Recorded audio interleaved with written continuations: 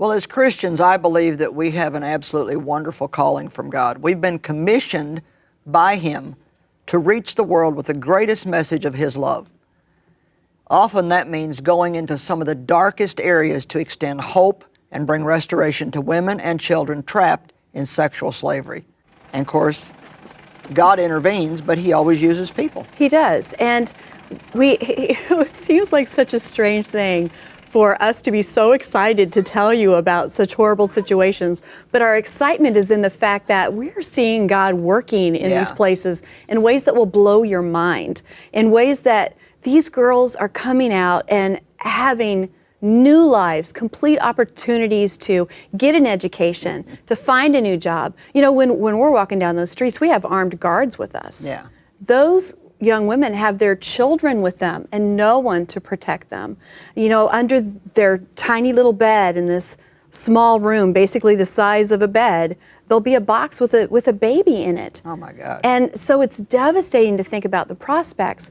But then when our teams, and especially working hand in hand with a wonderful ministry called International Crisis Aid, that we can support them in what they're doing and be part of it, they're going in and saying, we have a home where you can come out with your child, live in safety, get training to find another job. It's really incredible. And we're still seeing girls coming out of that all the time and sharing with the girls who are back there, their friends. This is the real deal. Yeah, which that makes it very good when those girls can even go back and say, listen, there is a way out. Yeah. You can come out. And there's exciting things happening for a lot of girls, aren't there? I've been hearing some stories about weddings. Yeah, it's so wonderful. 3 of the girls recently got married. It was, you know, all together, they've had the opportunity to begin a new life. And it really is amazing because in that culture, for them to find a man who would accept them and marry them after their past, knowing what they've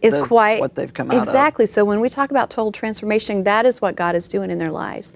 And one of the 3 young women, her name is Jodit. She was the very first girl who came out of that into the Hand of Hope home there with ICA, and she's just such a sweet girl. And being able to see that when she first came out, you know, she was so amazed. She just kept saying, you know, God is real. There is something better. And there's the key right there. You know, it's kind of difficult to tell somebody who's trapped in a situation like that, God loves you, He's real, you know, He wants to help you, if there's nothing happening. Yeah. And so it's great to pray for God to help people.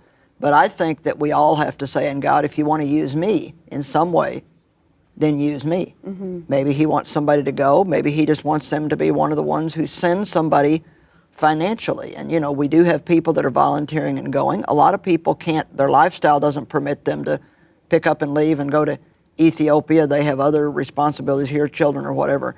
But, you know, everybody can be involved. And that's the thing that we have to stop just assuming that we can't do anything. Mm-hmm. And we have to say, God, what can I do? And I think also a lot of times when people can't do a lot, they think that with a problem this huge, if they can't do a lot, then there's not much point in doing anything.